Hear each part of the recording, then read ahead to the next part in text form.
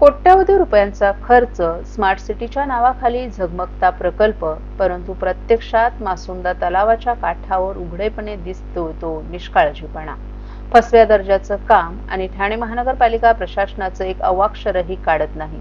येथील लावलेल्या रेलिंग, काचेचे पदपथ, LED लाईट व्यवस्थांची दुरावस्थी झाल्या असल्याचा आरोप आता ठाणे काँग्रेसनं केला आहे.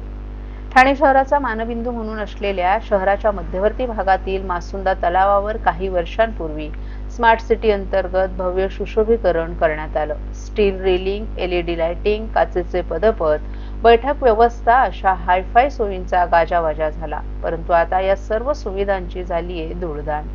तुटलेली रेलिंग, फुटलेल्या काचा, उखडलेले पदपथ, मोडलेली बाकं ही सगळी दृश्य आज नागरिकांच्या सुरक्षिततेवर गदा आणत आहेत.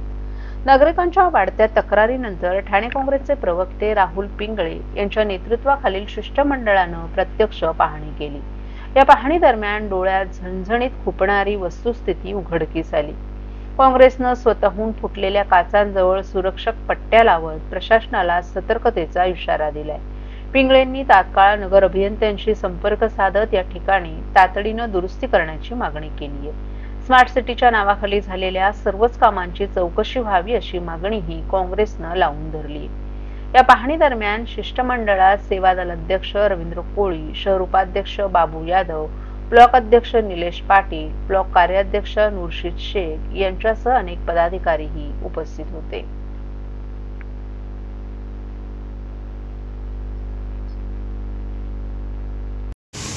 ठाणे शहरातलं अतिशय लोकप्रिय ठिकाण म्हणजे हा मासुंदा तलाव आहे आणि मोठ्या प्रमाणामध्ये ठाणेकर नागरिक असतील किंवा पर्यटक या ठिकाणी फेरफटका मारायला येतात.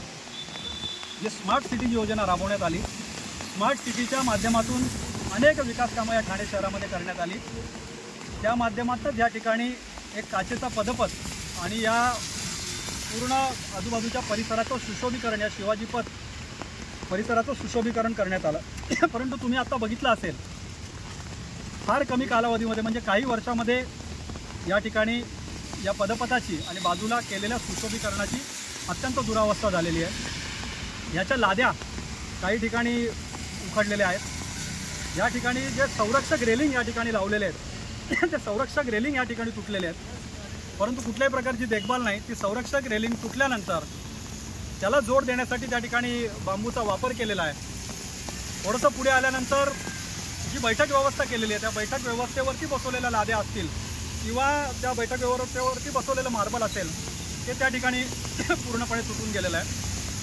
सर्वात महत्त्वाची बाब म्हणजे ह्या पदपथाला बसवलेल्या काचा या अनेक ठिकाणी त्यांना क्रॅक गेलेल्या आहेत. त्या काचा त्या ठिकाणी वरती आलेल्या आहेत.